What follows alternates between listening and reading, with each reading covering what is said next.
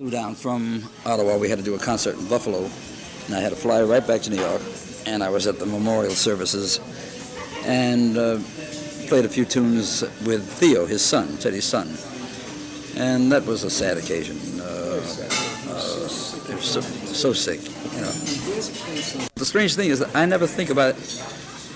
I've been doing this so long, I never think about anybody ever getting any older. I always think that everybody has stayed at that same stage, not necessarily in their career, but in their lifestyle and their attitude. I never think of anybody, you know, I remember everybody that I remember as being one face, one attitude, never getting any older. When I do run into people, and I see the change, like obviously they see in me, but I never see them as being any different than when I first met them. It's a very strange thing, you know. In the first few years, you were much more so, it seems to me, than most musicians. You were very much traveling. You played with a lot of Everybody. Yeah, Berrigan, Yeah. Artie, Sean, Dorsey, James, Right.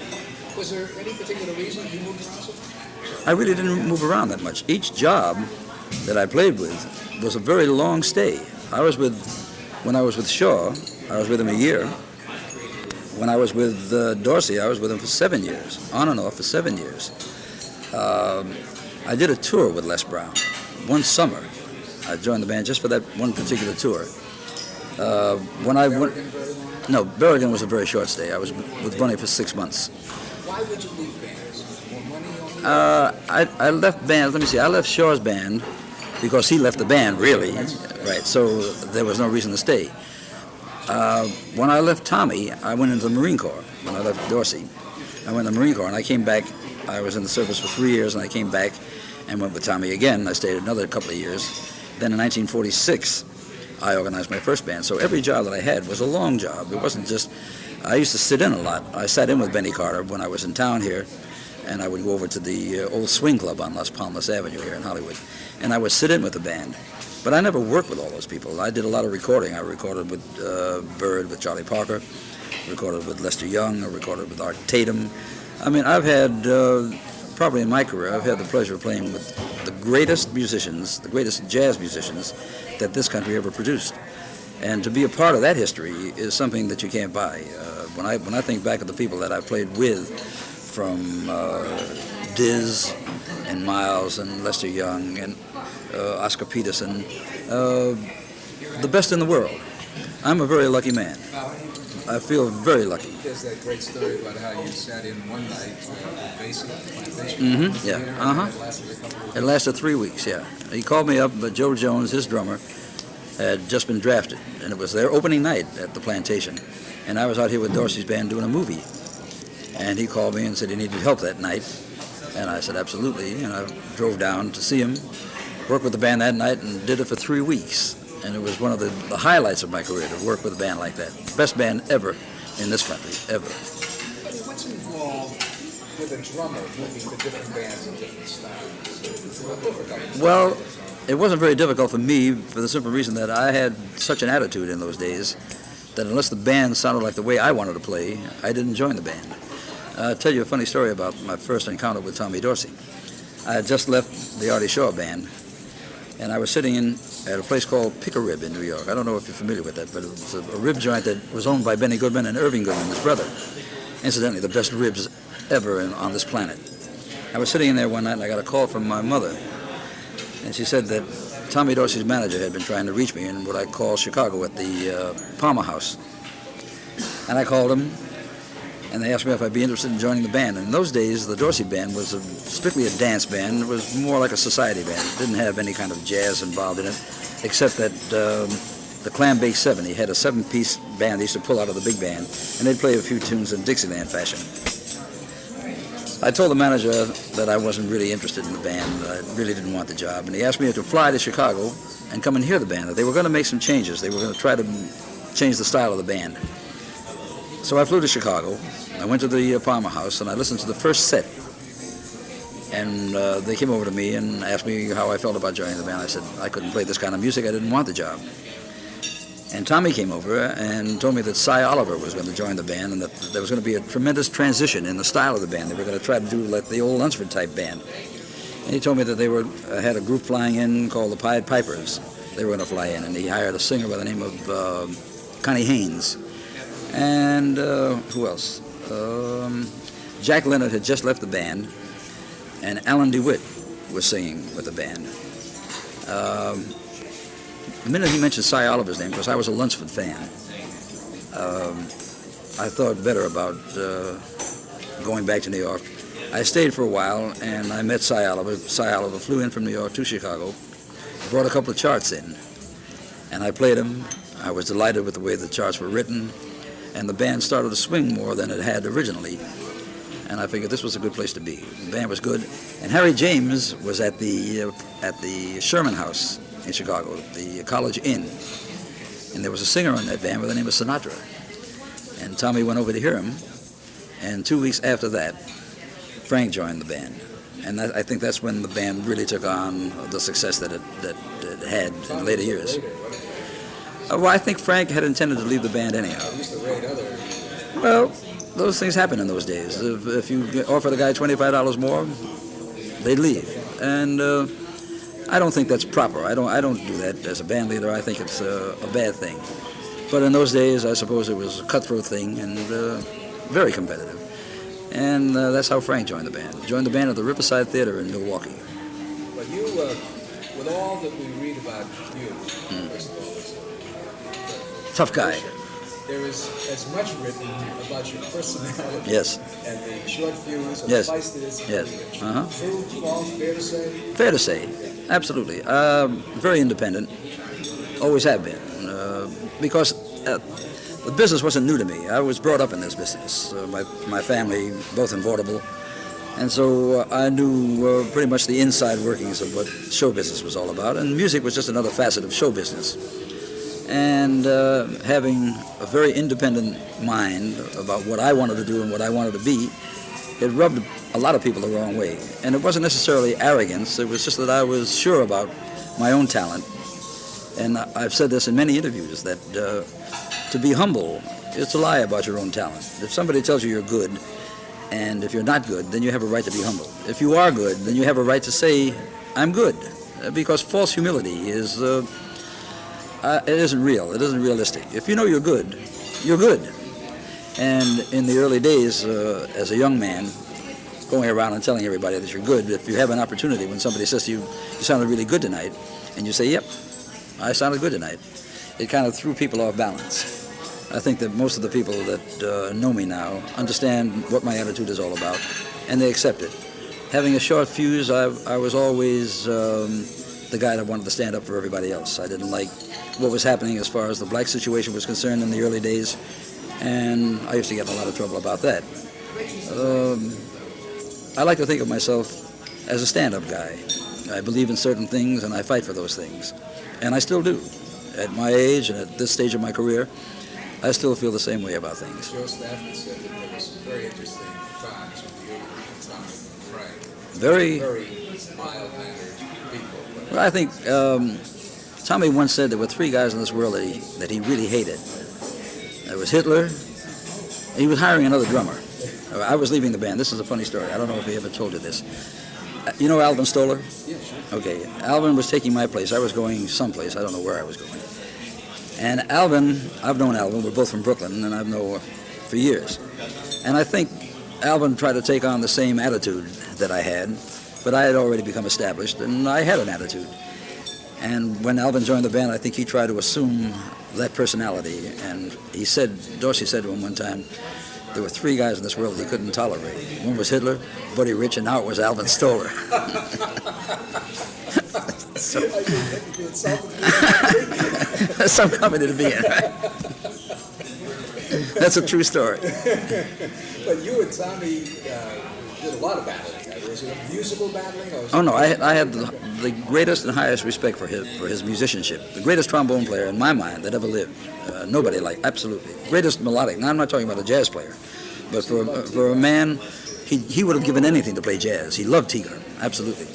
But he was not a jazz player. He was strictly 32 bars of melody and played it better than anybody in the world, to this day. But our personalities, you see, Tommy had two personalities. Tommy used to drink a lot, and I don't drink. Never did, never have. I was always the straight guy on the band. And when Tommy would get more than he should have, he'd get reckless. And we'd have our beefs, but he respected me as a player, and it was a mutual thing. I think that's the reason I stayed so long. He respected what I did, and I loved the way he played. But as far as socializing, we never did that. Well, the new singer that came into the band was also Another independent voice. you guys. Frank and I were roommates for the first year he was on the band. Did you battle much of this? Not at that time. We didn't start battling until he'd been on the band a couple of years, and we had personality conflicts. And as any two young guys who were trying to make a name for themselves, you'd have that kind of conflict. Everybody was trying to get the spotlight, and everybody wanted to be successful in those days. And it got to be hand-to-hand at times, and at times there was a lot of love. And there still is a lot of love, as far as I'm concerned. We did a 2-year tour, which ended last year. And I love him. I really love him. You know, to me, the man is magic. I used to be on the stage with him when we were on tour, and I would wait in the wings till the show was over. I was a fan. When I got through with my portion of the show, I'd change my clothes, and I'd go in the wings, and I'd listen to his entire hour and a half, or whatever he felt like doing, because he's magic on the stage. There's nobody with a more vibrant and more demanding personality than Frank, and I love him for that. Those Dorsey years, that was some aggregation. Well, it was probably the best band ever. He had Ziggy Elman, who's a great trumpet player. Joe Bushkin at one time was a great piano player. You know, another nut, right? The Pied Pipers were all crazed, every one of them, from Chuck Lowry down. They were all nuts. Connie Haynes was on the verge of becoming nuts. So that for a sentimental gentleman of swing, it was far less than sentimental, you know. But it was great. It was one of the great experiences of my life. So many adjectives I hear about your drumming technique, about the swing stuff. I don't know enough about drummers to say there's a style. What kind of drummer have you been? What kind of drummer are you? I'm a swing drummer. Basically from the school of Joe Jones, Philly Joe Jones, the greatest of the jazz drummers. I was brought up with the Casa Loma Band, with the early Benny Goodman Band. Krupa and I were great friends. My style, I think, is one of emotion rather than strictly music. I try to put my entire body into what I play. I'm a hard-working guy, but I like to think that when I go to work, I don't really go to work, I go to play, because it's the thing that I love doing more than anything else. So when somebody says, isn't it time to get off the road, or aren't you tired of it? You don't get tired of anything you love. You don't get tired of the woman you love, and you don't get tired of the thing that affords you the things that music affords me. Travel around the world twice a year. I go to the most romantic places that you could possibly go. I go to places that people dream of going in their lifetime. Several years ago, I did a State Department tour and went all through India. Played Calcutta, New Delhi, Madras. I did a command performance for the king in Bangkok, who's a jazz clarinet player. Did the Royal Command performance in England with the royal family. So that you never get tired of things like that. It's an exciting lifestyle. It's different than any other kind of life. And you get paid for it. Yeah. Well, it is an instrument. Well, most people think of a drum as something that you hit or you bang. Well, I take a great resentment to people who think that way, because to play a drum is to play a piano, is to play a violin. You're playing music. You're not up there banging. Everything that you do has a meaning. Everything that you touch has a different sound, and it has to accompany the things that are being done by the other musicians. And unless there's a complete understanding between trumpets, trombones, and saxophones on the rhythm section, you just have 15 guys playing music. It has to be cohesive. It has to be absolutely together, and everyone must have the same emotional feeling about what they're playing at that particular time.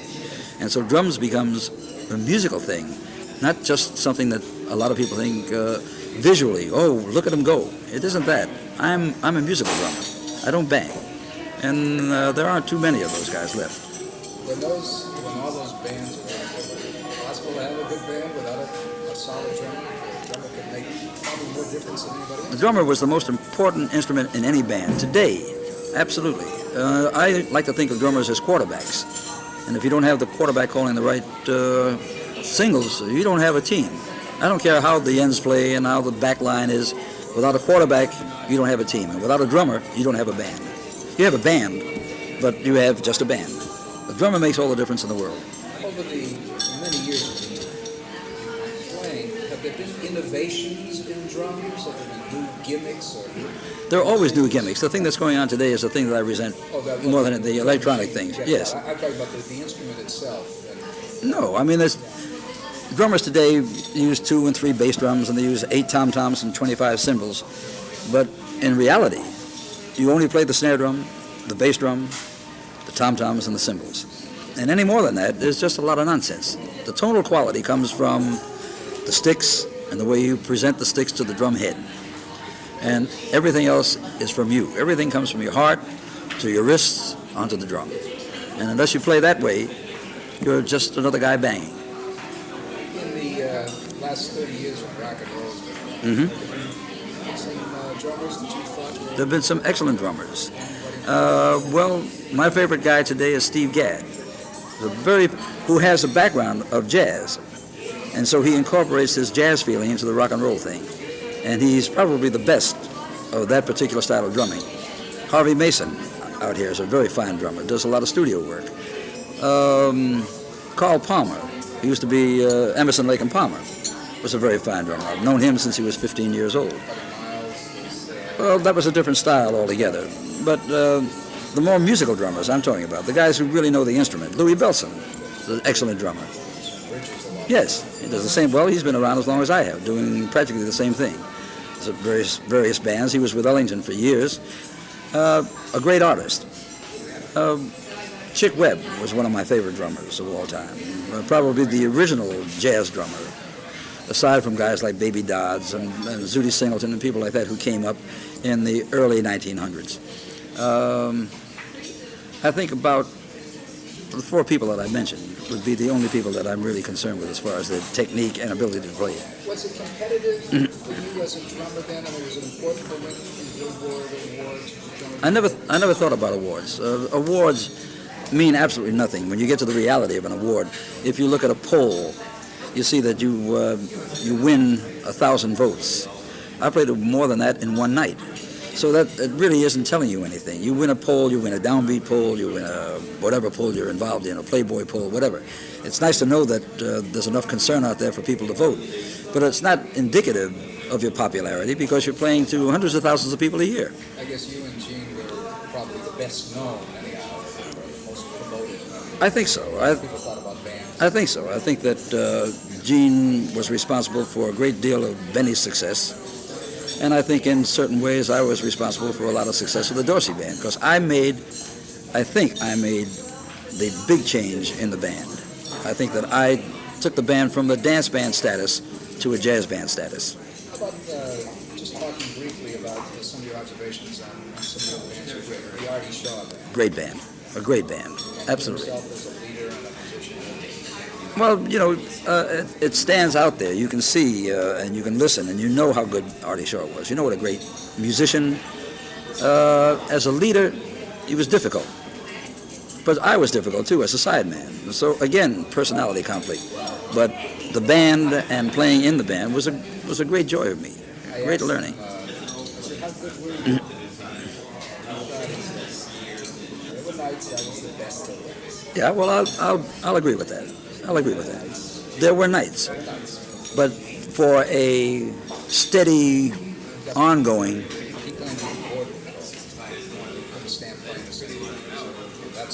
Well, the great thing about music is that you don't have to play the same thing night after night. If you're a creative man or person, you can create every time you sit down. I'm sure that I'd be bored if I thought that what I did last night was good enough to play tonight. I couldn't handle that. Unless I'm playing something, I'm not talking about the music now. I'm talking about my own creative ability, my own inventiveness. If I couldn't create something different tonight than I played last night, I'd be driving a cab today. Because I have that kind of personality. I have to be able to think about something that I want to do. And as long as you can think about things, you should be able to play them. Anything that you can put in your head, you should be able to translate to your playing. How about Harry James? Great artist. I had a great time with him. He was a great guy. He was a fun guy. He was a swinger. His music was hot. and I enjoyed my stay with him 5 years. And he, with his instruments, One of the greats, absolutely. One of the greats. like, he just toured briefly with the Les Brown band. That was 1 month. I was on tour with... So it's not fair to you. Oh, no. Brown has always had a great band. He's always had a hot band. I've always had the highest regard for Les as a band leader and for the ability to put together great bands. Absolutely. Why couldn't a guy like Berrigan sustain a band? Berrigan was a fun lover. And while I agree with having a lot of fun, when you have to sink as much money as you sink into a band to keep it going, fun has to stop at a certain place and business take over. And Bunny was not a businessman. He was just a guy who liked to drink and have a good band. Back when you first started your own business, Mm-hmm. there was some terrific music coming out, there was some terrific arranging. Mm-hmm. Why wasn't that band an enormous success? Which band? Was the band was it 49? Or, Whose band are you talking your about? band. Your big My band? Yeah. It wasn't a success for the simple reason that the war had... I started the band in 46. 46. Okay. The war was over, and people were now getting away from the loudness and the whole thing. And so I've always been the kind of guy that always thought that jazz should be listened to and not danced to. And so when I organized my band, I had a concert jazz band in 1946, and there was no call for it. So in 2 years, I dropped $280,000 in that band. And then when it was over, I went with Jazz at the Philharmonic, and I did 5 or 6 tours with Jazz at the Phil. What was that like? Well, now you're talking about being on the stage with all of the greats. On one stage, you got Lester Young, Coleman Hawkins, Ben Webster, Harry Edison, Roy Eldridge, Dizzy Gillespie, Ella Fitzgerald, Oscar Peterson, Ray Brown, Barney Kessel. I mean, heaven. Where would you play with a band like that? It was heaven. Absolutely. And you did all the stops with that? Did the whole tour, absolutely. I did everything with Jazz at the Phil except going to Europe. The first time I went to Europe was with my own band in 67. Was Norman more mild-mannered then than he's become over the years? Norman and I always got along. He had his idiosyncrasies and strangeness, but you give him all the credit in the world for being organized and having organizing bands like people I just mentioned. Oh, God, of course. I was with Nessie Reardon and George Green and John Lewis. We had dinner in France about a month ago. We were talking about Norman once, and Stan Getz is telling me, Norman still calls him to play for $1,000. Yeah. Come down. Yeah. $1,000. The last time I saw Norman was in The Hague at a jazz festival. And he said, I'd love to record you, but I won't record you with a big band. I said, well, then you never record me. He always wants me, whenever he sees me, he always wants me to record either with a sextet or a quartet, but he won't record the big band. He just has a thing about big bands. After the Basie band, I guess he just didn't want it. 20 years ago, you started again with a big band. Yeah, it was just 20 years. Why did you think that the market was right? I didn't. It was for me. When I $280,000 did you have? yes, as a matter of fact. And when I left Harry's band, When did you leave Barry's band? I left it in 1966. The band was becoming stagnant. The band was not being refreshed with new music. But here's the silliness of it all. He was getting new music all the time. New arrangements coming in all the time. But because he had this deal in Vegas for such a long time at the Flamingo Hotel, we would be stuck with Sleepy Lagoon every night, 2 o'clock jump every night, and never any changes. I mean, it's okay to play the tunes that you become famous for, but every now and then do something for the musicians. I had to leave. It was just becoming a thing where it was mechanical. I knew exactly what, at 10 o'clock I was going to play Don't Be That Way, and at 10:05 I was going to play Sleepy Lagoon, and then the singer would come out, and it was a bore. He wanted to have a band like Basie's band, and when I first joined it, in 61, 62, the band was really hot, extremely hot. I joined them in Vegas. And 5 years later, it was like night after night, the same thing. I had to change. So I went home one night, about 5 o'clock in the morning. I woke my wife up and I said, guess what? She said, one eye. What's up? I said, I'm going to organize a big band. And I've never seen her jump out of bed faster than that in my life. You're what? That's right. And I called some arrangers, friends of mine, flew them in from New York. I said, this is what I want to do. I want a jazz band, a concert jazz band. I want it hot, and I want it big. And I got some of the best musicians in Los Angeles. We're the only band, I think, that ever opened cold at a Las Vegas hotel. I opened at the Aladdin Hotel and was fired opening night. We had a 4-week deal, and I was fired opening night. The band was too loud, it was disturbing the gamblers. The band was so good, but it was just not the kind of thing for Vegas. And so Sammy Davis was working at the Sands Hotel, and he asked if I wanted to do an album with him. We did an album called The Sounds of 66, which I think is the best album that Sammy's ever done. It's one of the best that I've ever done.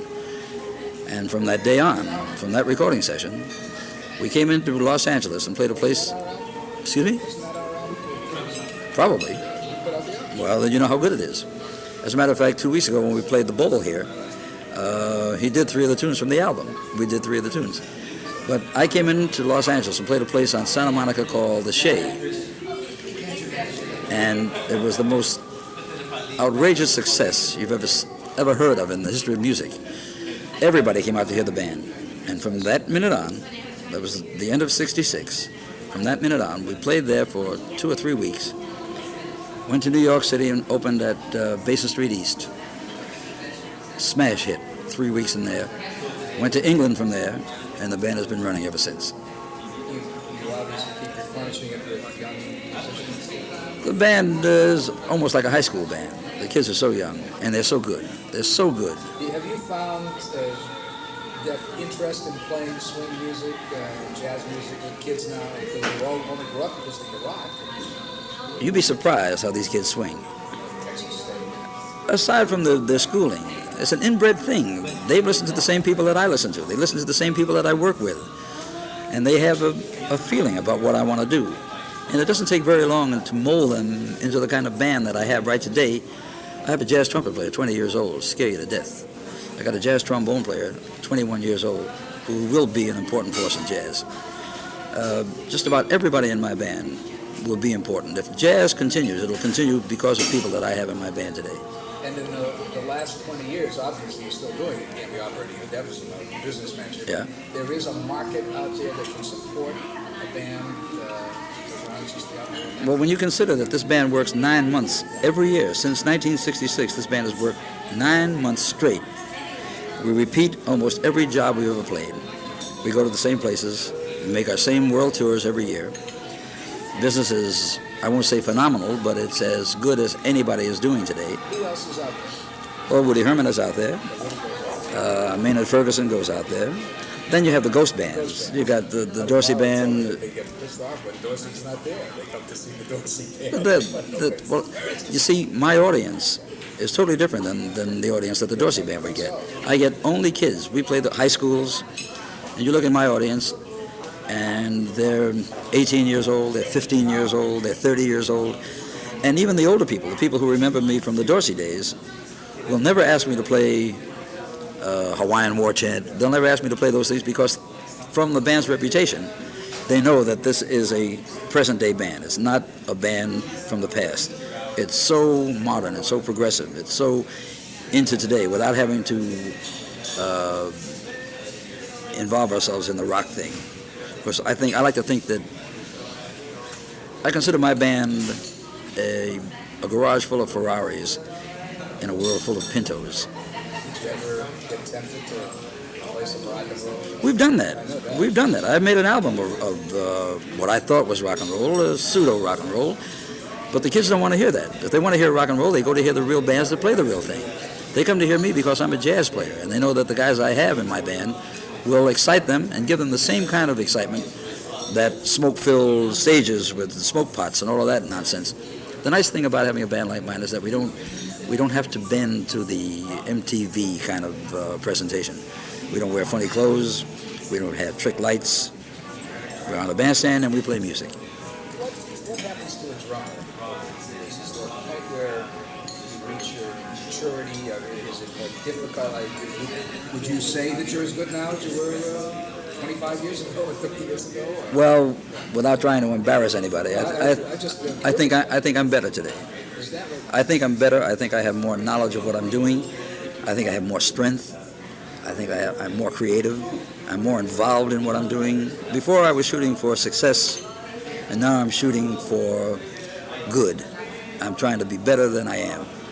And I'll always try to be that. I'll never be satisfied with what I play. I said earlier that what I played last night will not be good enough to play tonight. And it's probably a case, too, of early on, just natural talent carries you through, and not a lot of wisdom along with it. A lot of ego. A lot of ego. A lot of ego. When you're on the bandstand and you're up there naked, you got a couple of thousand people out there waiting probably for something to happen. Not, I didn't like him as much as I used to like him. With an ego like mine, I couldn't handle that. So it's imperative for me to be good every night, to be better every night, to be more creative every night. It's the most important thing. When you put that first band together in '66, not first band, but the '66 band, yeah. How did you find in the middle of that rock and roll time, 14, 15, 16? Very difficult, very difficult. And that first band, the players were much older. Most of the guys were in their 30s, 35, 37, who wanted to get away from studios and start playing some music. Today, it's a lot easier because they're growing up. There's more jazz being presented on radio. There's more jazz being presented in theaters and places where ordinarily there'd be rock things. We play rock clubs and get a jazz audience. So it's not that difficult today. What are some of the great things where are some of the great places you play? Oh. Well, 2 weeks ago I played the Royal Festival Hall in London. One of the most exciting nights I've ever had. I've played Royal Festival Hall for the past 15 years. The ovation the band got, the ovation I got, the love that was shown was one of the highlights. It was a great night. We were in Italy, we were in Rome and Perugia, Parma and Torino, and the audience was insane. I find that my European tours sometimes are more exciting than my American tours because there's a different kind of love for jazz over there. Jazz is considered an art form in Europe, where in this country it's jazz. Europeans understand the years of trying to perfect an art. They understand it as they do classical music, particularly Italian people. The Italians understand jazz because they're an emotional people, and jazz is emotional. And it's strange for the English who are not emotional. They're the warmest people in the world. We play England every year. I've been going to the same tour for 14 years now. Same places, play Bristol and Birmingham and London, every place, sold out every time. And they're the most outgoing audience that you could possibly find. Just going back again, the big band, big time. Yeah. That had to be, as I've talked to Artie and I've talked to when New York had 20 rooms with bands playing. Not only 20 rooms, how about 15 theaters at the same time? The Paramount, the Strand, the Capitol, the State, the Roxy, the Apollo. Plus, every hotel, a name band, plus 4 clubs on 52nd Street, all playing the same time. There must have been 500 musicians working at any given time on any given week in New York City. It had to be such a fertile time. There was Birdland, there was the Hickory House, there was a famous door, there was the Stables, the Embers. I mean, it was incredible. The New Yorker Hotel, the Pennsylvania Hotel, the McAlpin Hotel, all running big name bands. Big name bands, from the Bob Crosby Bobcats to the Shaw Band to the Dorsey Band. It was an incredible time of life. Sometimes in my bus, the guys will ask about, let's hear some stories about when you started. And you can mesmerize them. The kids will sit there and they go, wow, you did that. And you knew this guy, and you knew that guy. Yeah, it's an education. And it's a marvelous thing for me because I can relive all the great things that have happened to me. You get chills when you think about it. It's unbelievable. Give and take there had to be musicians. There was a greater camaraderie in those days than there is today. I mean, when you went to a jam session in those days, and jam sessions were different than the jams that they have today.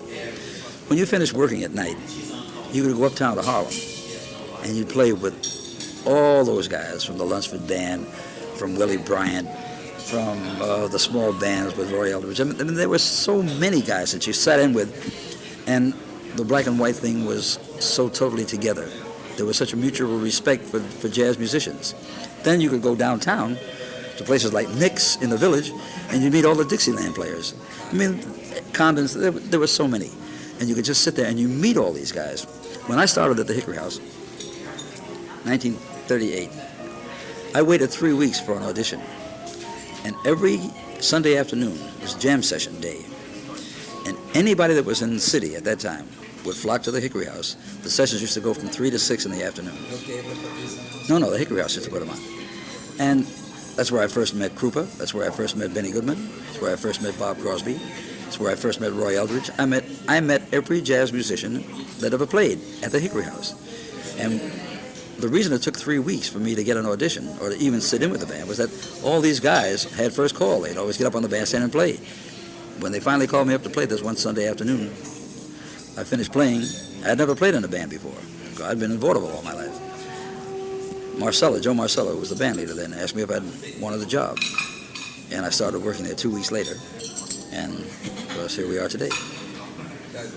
There was a short period, late 30s until the war. Yep. And kind of during the war. During the war, sure. It had to be just one of the... It was so romantic. It was so romantic. You know, I remember coming out here in 1939 with Shaw's band and playing the Palomar, the old Palomar, before the Palladium was built. And opening night, Shaw got sick. And for the first 2 weeks, I think, Tony Pastor led the band. And even without Artie there, the band was so good. The place was packed every single night. Then Artie came back. We finished the thing up. We did a movie out here. But there was a different kind of feeling between audiences and what was going on the stage. There was a kind of a love thing that it just permeated the whole air. You could feel whatever you were doing, people just went, yeah, you know, wow.